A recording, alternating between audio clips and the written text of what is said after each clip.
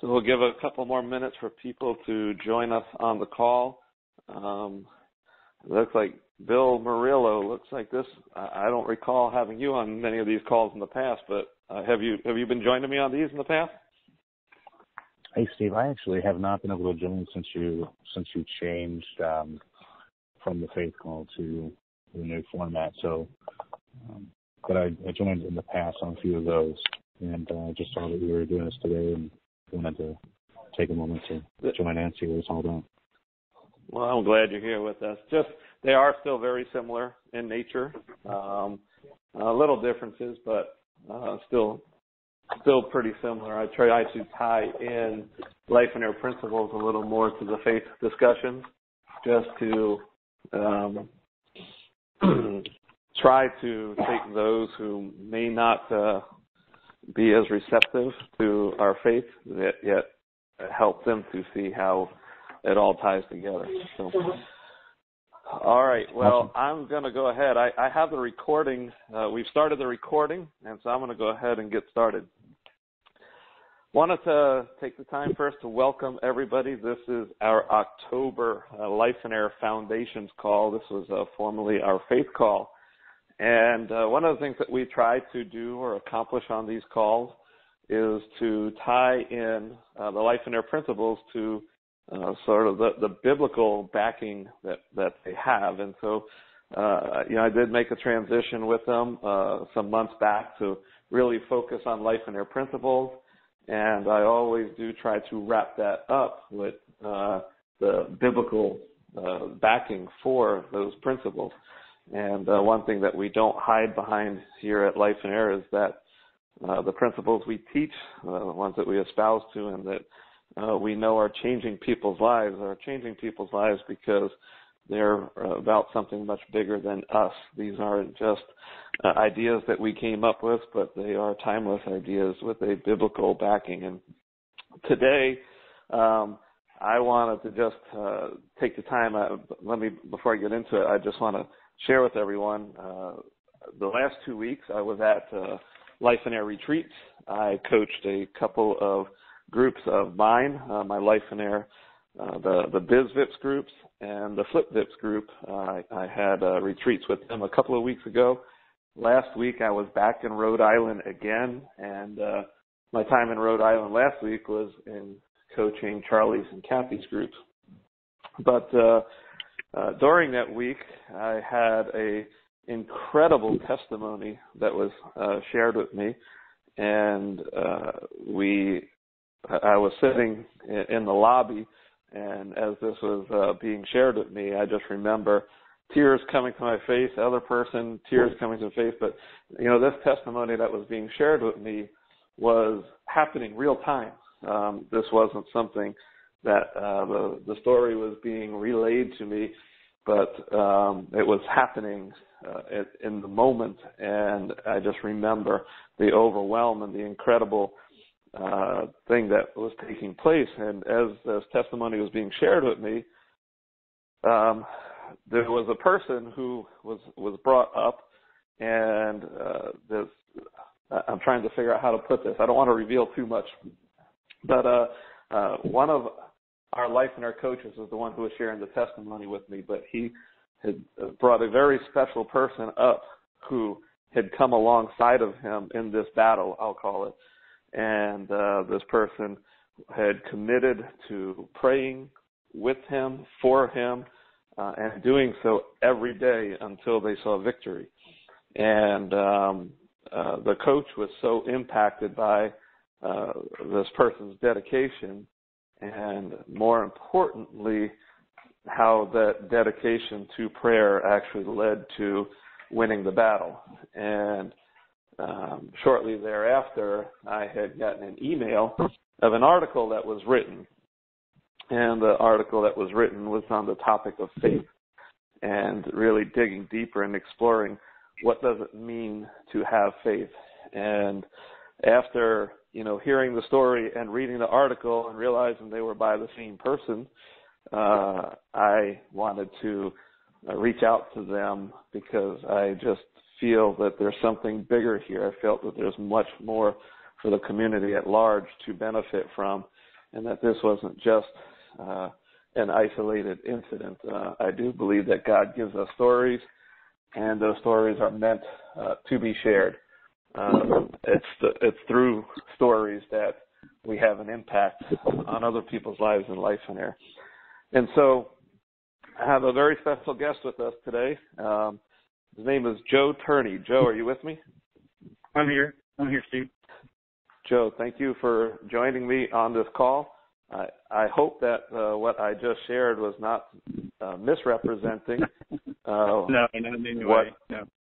Okay, because that was the way that I experienced it, and it was, really awesome when the coach was sharing with me the things that had taken place, and from his perspective, just so you know, he attributes the victory to your dedication to prayer and the faith that you had that this would work out. And I just think that is so awesome because it built up his faith, and he is continuing to share that story with others. So today, you had this article that you had written, and it's on faith. Steve, on that, before we get off that topic on that same story, I found out about the results when you guys did. After you guys did. Actually, everyone knew except me until Peter came to tell me. So, I didn't ask the results while we were praying every day because I didn't want someone to say, well, we're not seeing any results, because every little word like that can affect your faith, and you just have to keep following. But we'll get into that. But sometimes I don't want to know the results because I know what they're supposed to be, and I'll just keep going until we get those. I love that, and that was one of the things that really stood out to me in the article that you had written. And so you wrote this article on faith. If I could ask, before we dig too deep into it, what is it that actually prompted you to write the article?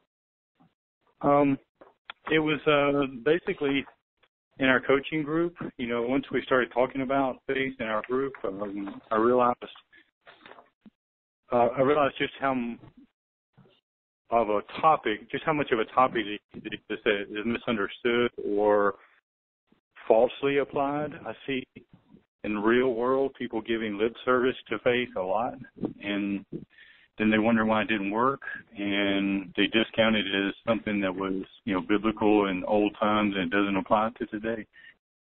So I just wanted to help bring into light that there are reasons why it doesn't work and there are reasons why it does, and if you pretty much follow the procedure, it will work for you. And I just wanted to get that message out to people to help. It was intended to be shared with our group, our individual group, and then it kind of has spread from there.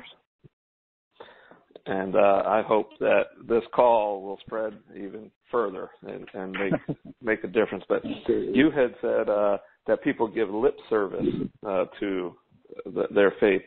And in your article, you shared a story about the wheelbarrow. Do you mind, maybe giving that as an example of how people share lip service? Yeah, actually, yes, I do. I think for me, stories help people a lot because they kind of relate what real life is. So I have two I wanted to share. One's not in the article, but I think it would help as an introduction anyway.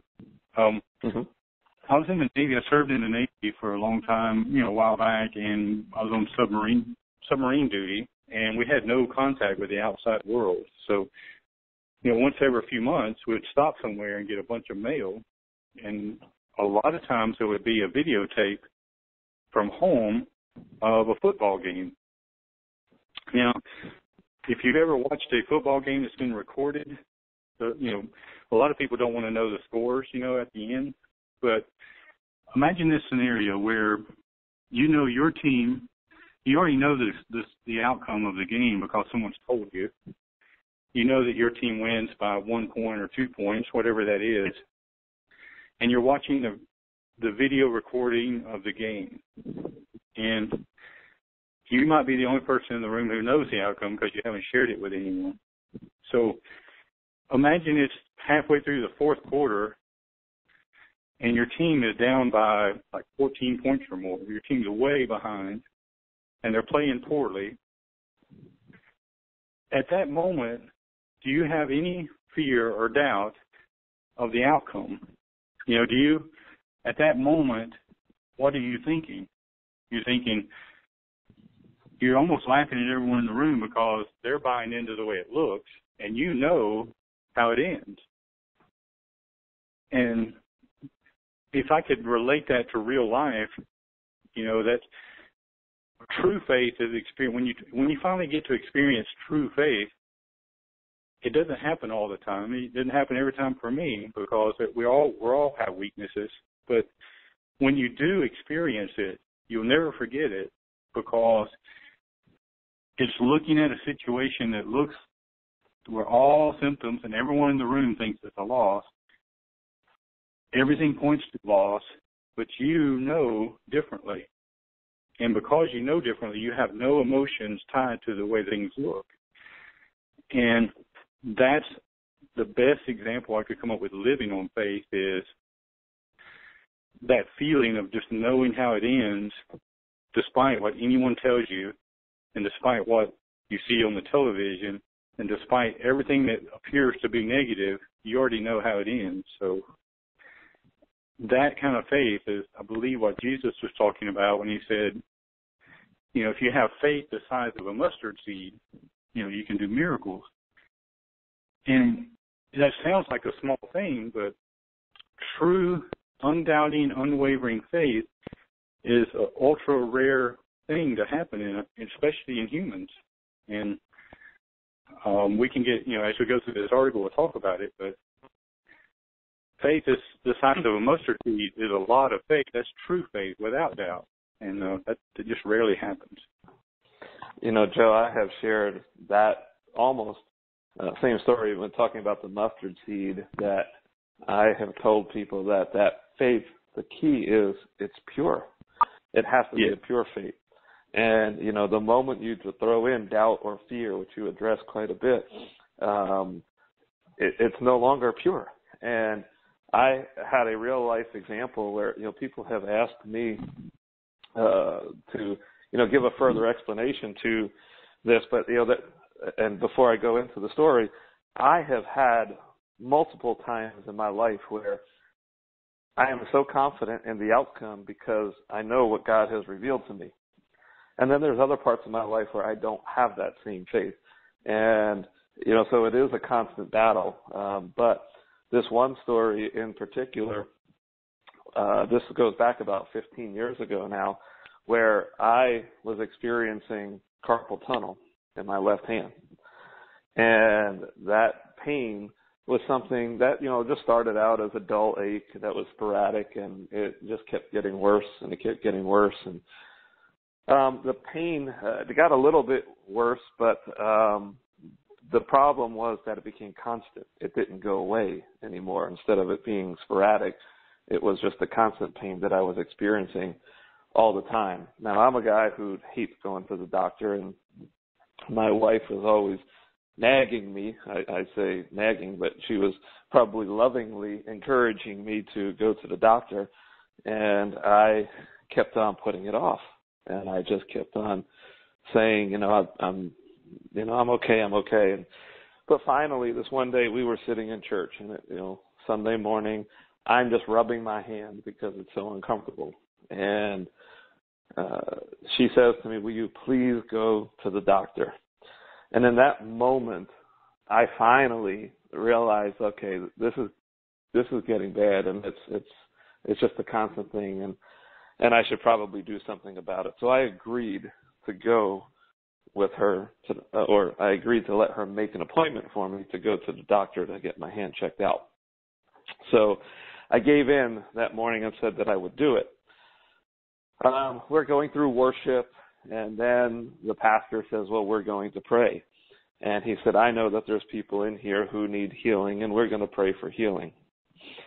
And in that moment, I probably experienced one of the purest faiths that I have ever experienced. I know exactly what it was like. I knew the outcome. I remember in that moment just simply saying to Jesus, I don't need to go to the doctor. You can do this. You can handle this. There's no reason for me to have to go.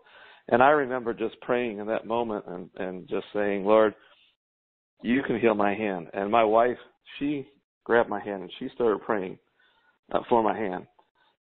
People think that this is crazy when I share it with them, but this is real. My hand started tingling, and it tingled throughout that entire service. And at the end of that service, I had no pain in my hand anymore, and I have never experienced it again to this day. The faith that I had in that moment, I had no doubt that Jesus could heal it. It was as pure of a faith as I could ever have put out there. And so I get that, and I understand that. And because I've experienced that, it's frustrating to me when I don't have it.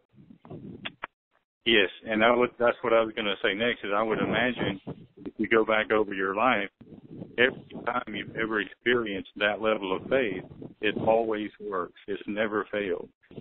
And that's my experience as well, but it comes when you're in the right mental state. And, I think Jesus was clear, just about everyone he healed in the New Testament, he says it was your faith that healed you. So the healing comes from you with your faith. That's where it all started at. So, but yeah, absolutely. It's I think trying to communicate what true faith feels like is one of the biggest challenges I've run into in a long time, because I thought the answer was pretty simple until I started trying to describe it to someone who's never experienced it before. So, the other example we had was, when we started the call, we talked about lip service, and that's where the wheelbarrow comes in. Is for the people on the call who've never heard it before. I know this is a popular story, but we'll share it just for the sake of the people who may not have heard it.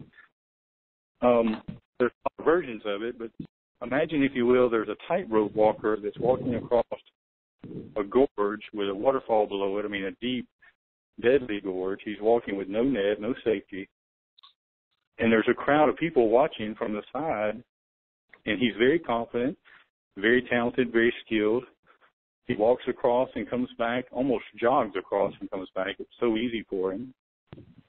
And everybody applauds, and he's asked them, now that you've seen that, how many people believe I could take this wheelbarrow and push it across the rope and come back without falling?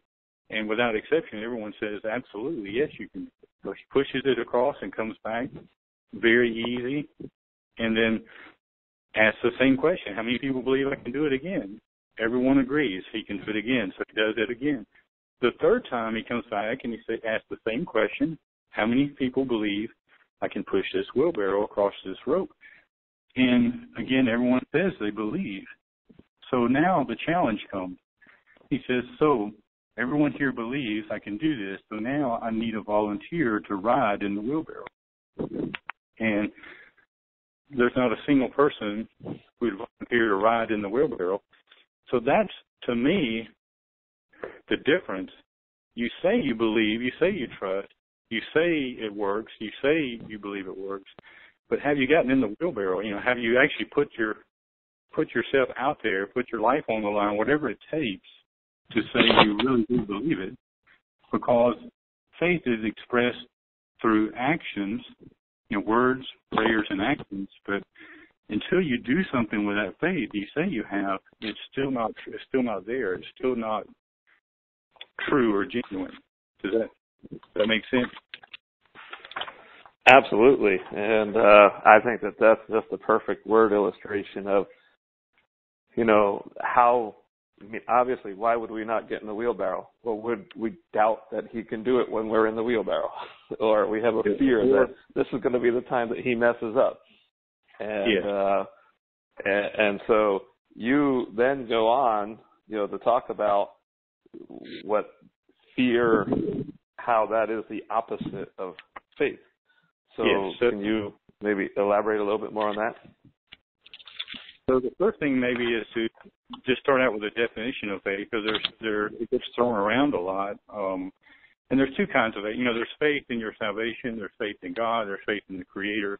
But what I'm talking about is faith in the outcome of events surrounding you. And for my own personal definition, I had to struggle with this for my own faith. And the definition I came up with is it's a confident expectation of the goodness of God despite how things appear. So it's expecting that things are going to work out in the way they should and for your benefit despite how bad they may appear on the surface.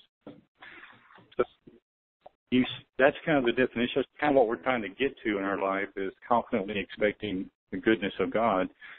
So starting from that, you have to ask yourself, talking about the wheelbarrow, you're one of the people in the audience who raised their hand and said they believe. So now you have to ask the question, how do you recognize really in your heart when you're not living on faith? Because faith is such a hard thing to define and tell. I can't tell you when you have faith. I think you'll know it immediately. But I can tell you how to recognize when you don't have it.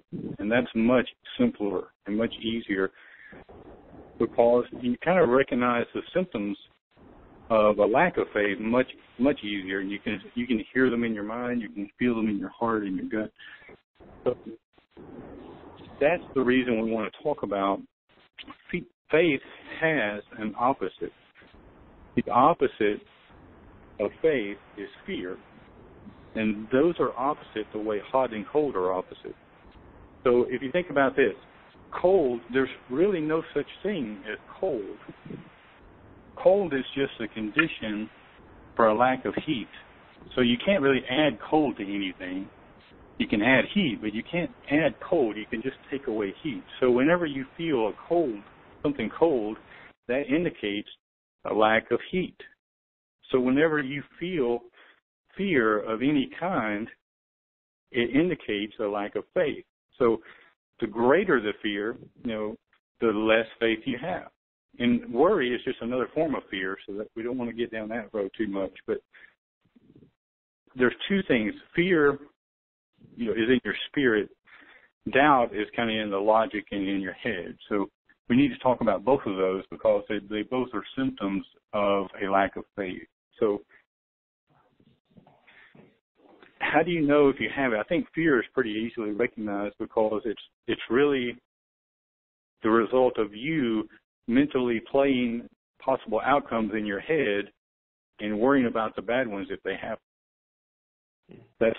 I don't know how else to describe fear, but that's a great. I don't think I've ever heard it described as well. I think that may be the best definition I've ever heard.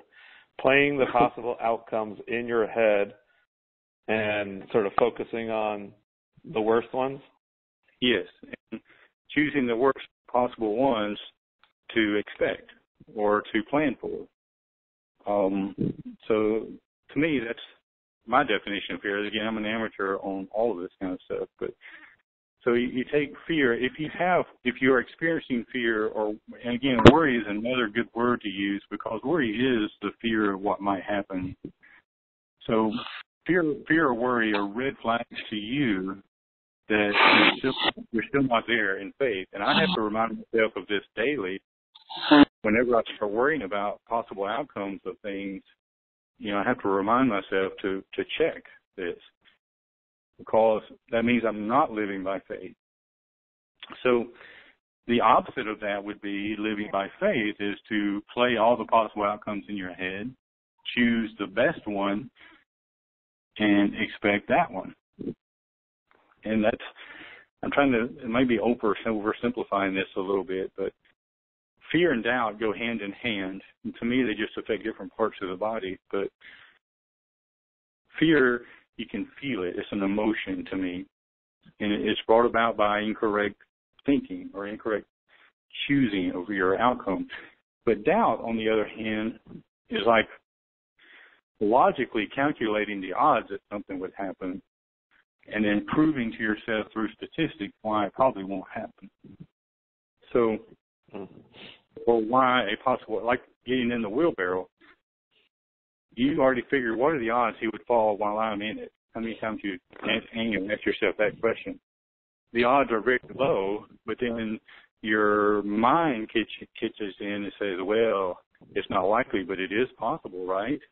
So there's your doubt. That's where the doubt comes from, is because, well, it is possible for a bad outcome, and you logically justify yourself of why you shouldn't do something.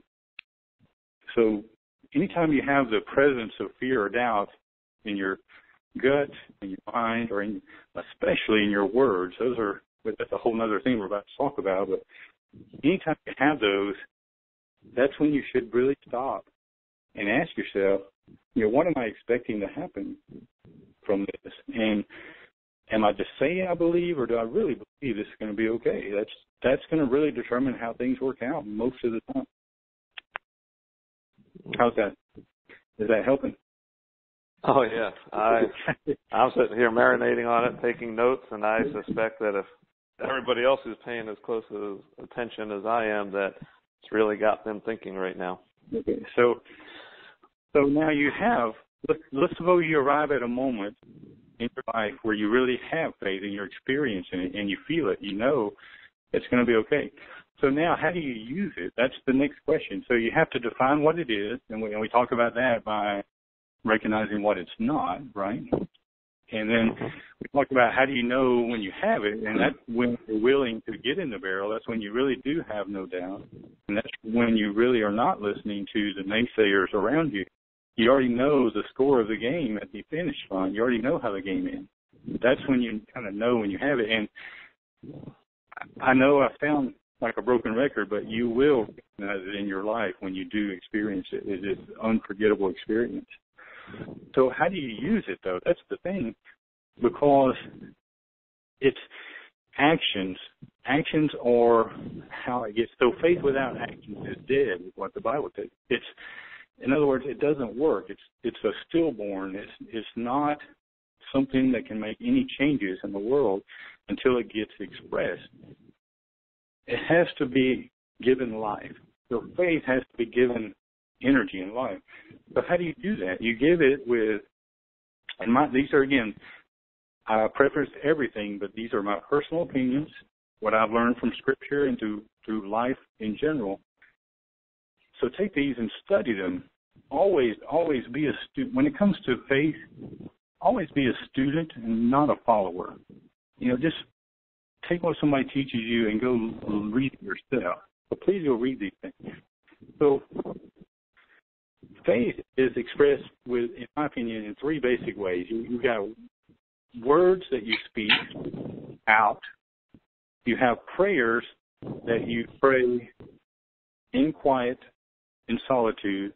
And then you have actions, that you go and do and step out on, basically. So the first thing is words. There's no particular order, but there's a story in Matthew 21. I don't even want to give you the verse. I want you to read the whole chapter. Read the chapter, Matthew 21. There's a story there where Jesus walks by a fig tree, and it has no figs on it. And he basically speaks to the tree and says, you're cursed. He curses the tree. I can't simplify it too much, but he curses the tree. Mm-hmm. And to me, this is a little footnote here, a little star, maybe a different Bible study for you. I think it's important that if you are a fig tree, you should be producing figs, Mm-hmm. Yep. Especially when the Creator comes by, and asks you, do you have any figs? Anyway, the disciples were amazed because this tree withered and died the next time they saw it. I believe it was the next day in the story they passed by the same tree and it was dead. And they asked him, how did that happen? And these are disciples. These are people living with you. They see it working every day and they're still asking, how does it work? And he said, if you will say and not doubt, then what you say will come true. And It's very clear. It's plain English. It's in every translation says the same thing. It's not one of these verses you can misrepresent. If you will say and not doubt, then your words have power. Now, how do we know what doubt is? How do you recognize if you have doubt? To me, the best way to recognize if you have any doubt about your words is your response to the outcome. Now, think about this. If you have any surprise at all in what just happened, then you had doubt to start with. So if you did this, if you passed by a fig tree on your land that had no figs, and you said, you shall not live anymore, this tree will pass, and the next morning you came out and that tree was dead, in your heart, would you be surprised? And all of it, but I believe that's why our words don't have the authority that Jesus did. Now, I'm not saying you can do miracles with what you say. I'm telling you that Jesus himself told you your words will perform miracles. And he went on to you'll do even greater things than he did. I didn't say it, he did. So your words are the key to the whole thing. And it's not just your words. Here's where everything falls apart. Everything falls apart for most people because there's words with an underlying doubt. If you have an underlying doubt, and you know it when you say it, like, yeah, I'm going to be financially free next year, there's a twinge in your gut somewhere. Maybe you don't even want to talk about it. It says, yeah, but if it doesn't, here's my plan B, right? Or hopefully. Comma, most people put comma hopefully at the end of all their statements. I think that's another good point. If there's a plan B, you have doubt. Yes. So the way you know you have doubt is from your response to the outcome. So if you will say and not doubt, Jesus said you can say just about anything and it will come to pass. He even said you can move mountains, and I don't even believe it was figurative. I believe you can do these things because he said you could. So it's the doubt, though. If I said to this rock to break apart and it broke apart, I might be a little surprised. That's why my words don't have the effect they're supposed to have. So the words are the first way you can express faith. The second is in prayer. In prayer, again, it's just another form of speaking, but it's also taking your request to God directly. Because the prayer is a whole other topic, and Steve, I'd like to maybe share some on another call or something about how you can love faith and prayer together. But prayer is when you're speaking, not even verbal words, but it's voicing your requests, your concerns to God. And that's, if you take something into the presence of the Creator through the Spirit that's here on earth, you take it to Him, but you really don't believe it's going to happen. It is possible. I'm not saying it's not. I'm just saying that's where a lot of prayers don't get answered correctly, is because there's a lack of belief that it's never going to happen. So another one of these is in the book of James, James chapter 5. It talks a lot about praying in faith.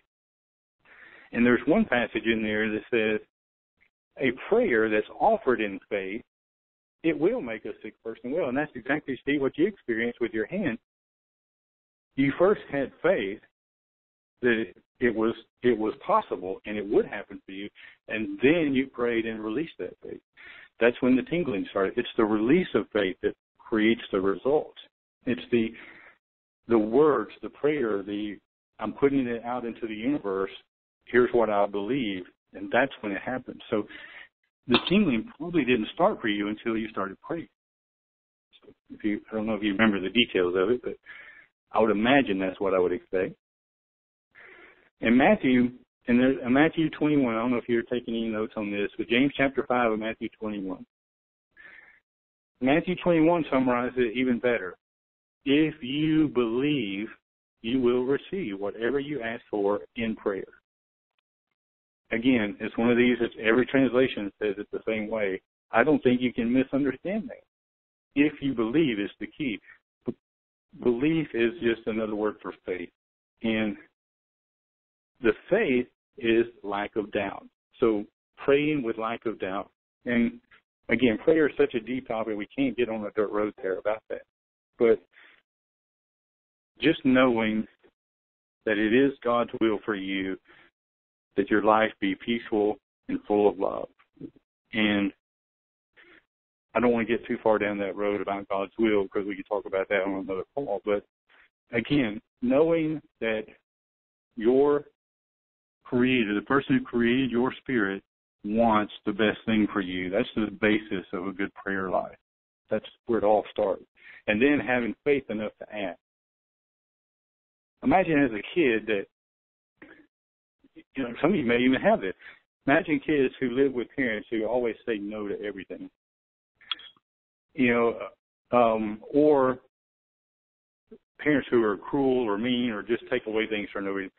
That's a lot of times the kids will ask for something and they get just pounded and said no, no, no, and what you're stupid for asking. Eventually they just quit asking, right? And I believe a lot of us, when we ask, we kind of expect in the back of our mind that why me? Why me? Why would he do something good for me? And I got so many side roads we could go down here really fast. I got to keep moving though. The answer is, why would he do anything good for you? Because your spirit is created in his image. You are part of him at your core. Your spirit dwells in a body on earth created in the image of God, and that is greatness, and greatness deserves what is good. So let me get on to the next one. Steve, I'm sorry I get on a soapbox sometimes.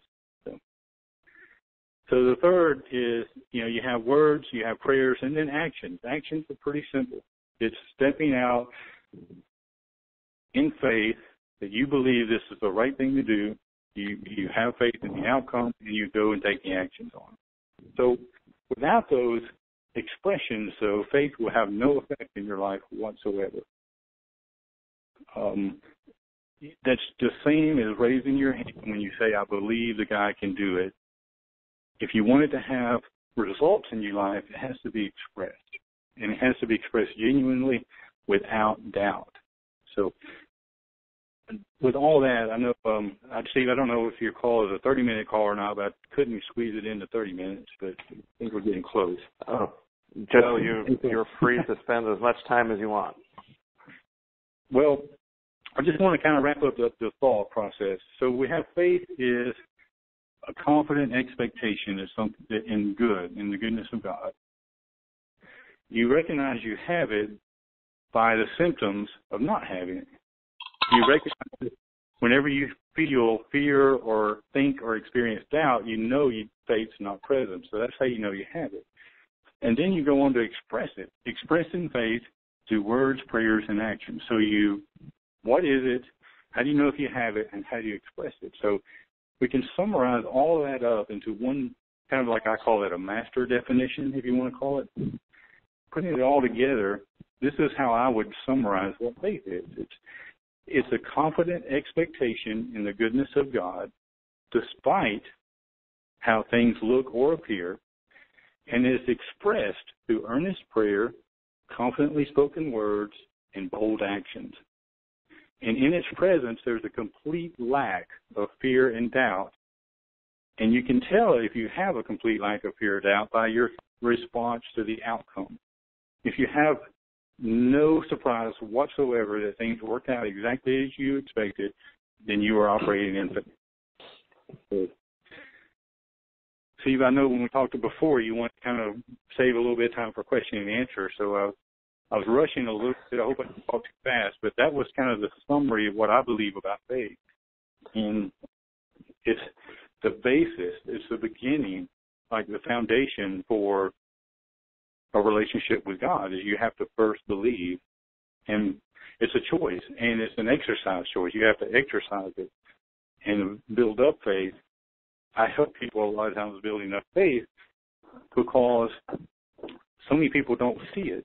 So I tell people just start a journal or a notepad or some kind of list somewhere and just start documenting small things that you see happening that are good and positive that were as a result of someone else's faith. Or start looking for it. Well, you'll see whatever you look for in this world. So if you start looking for evidence of faith, you'll see it.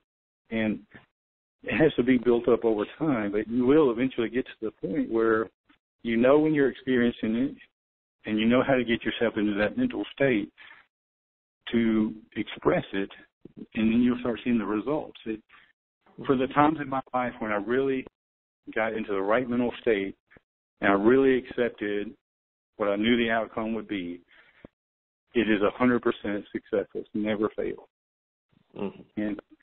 And if it failed, if I go back and look, there was a seed of doubt somewhere where I really had a plan B, or I was already making alternate plans because I wasn't sure it was going to work out. There was always a doubt somewhere when I go back and look. That may be one of the most powerful things I've ever heard, and I can relate to it. I have similar experiences, and throughout the years, Joe, I've had many people ask me to describe faith to them, and that's a hard discussion to have. You said it yourself at the beginning, but I have to tell you, what you shared with us here today is the most clear, powerful definition of faith that I have ever heard. And I think it's absolutely critical. I want to do everything I can to share this with as many people as I can and get this out there to our entire community. And I would hope that this would become a favorite for many people, that they would listen to it over and over and over again,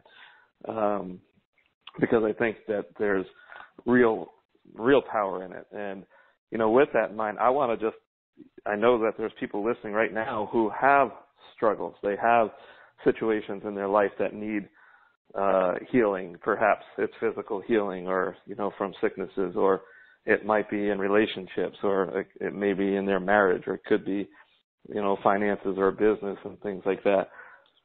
I think that one of the things that we need to focus on, and let's just take marriage as an example, we have to know and trust that God wants the best for us. He wants the best for our marriage. It's not his hope that our marriages are going to fall apart. He has no desire for that whatsoever. But if we're praying, and we're praying for our marriage, or we're praying for our spouse, and we have doubt that that person can come around, or that we have doubts that God can do anything in that person's life because they're just too far gone, or whatever it might be, those doubts are a hindrance to the power of faith. And instead, what we need to focus on is think of that ideal outcome. What is it that we want out of that marriage? What do we want that relationship to look like? And to embrace that, and to not have any doubts, and to live as if that has already happened. We can't, because the bottom line is, I think faith is going to demonstrate how we carry ourselves. If we have doubts and we're still treating our spouse poorly, then there's no faith in that. There's no faith in those prayers. But if we are carrying ourselves in such a way where we're looking at the outcome, we're living as if the outcome has already come by, and that our marriage is as good as it can, the best marriage that we could even dream of, that we are living and experiencing that, it's going to change the way that we respond today. We can't go and say that prayer and say, Lord, I trust and I have faith that you want me to have this great marriage, and then go and treat our spouse poorly. Yeah, and is the lack of. And that's a struggle that a lot of people, so many people have. And I try to tell people, I'm trying to teach people how to pray, and sometimes they can't get past how it looks. So I tell them, why don't you just open your prayer like this? God, I know how things appear in my world around me. I know it doesn't look like these things are here. I know it looks like there's no love here, but I also know that it's not your will for my life. And I know this is not what you would have for me. So that's a great way to introduce the prayer, in that just acknowledge, I know it looks this way, but God, I know this is not what your will is for me. So that's great. So I want to just take a moment to encourage everyone, to not let this be something that moves, gets consumed with your day to day, or something that is forgotten, because I trust that this has spoken to each of you in a very special way. And, whether or not you do anything with it is going to be up to you. And I'm going to believe in faith that this call was for a reason, that it is going to impact a lot of people, that many people are going to hear what they needed to hear, and that they're going to grow from it. Let me see. I had a couple of other notes here.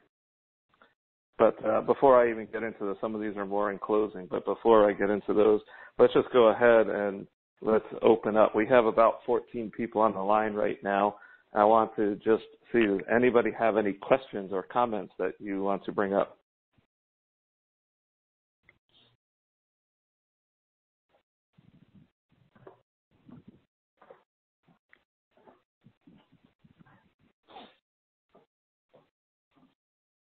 I want to encourage you, don't be bashful. I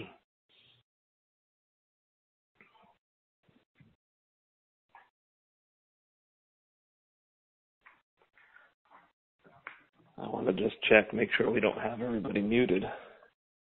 That would be. No, it looks like everybody is able to talk. I find sometimes, Joe, when I do these calls that I usually get emails and stuff after the fact. And Okay. People have to digest what they have just heard. But again, I just want to open up. Does anybody have any questions or comments?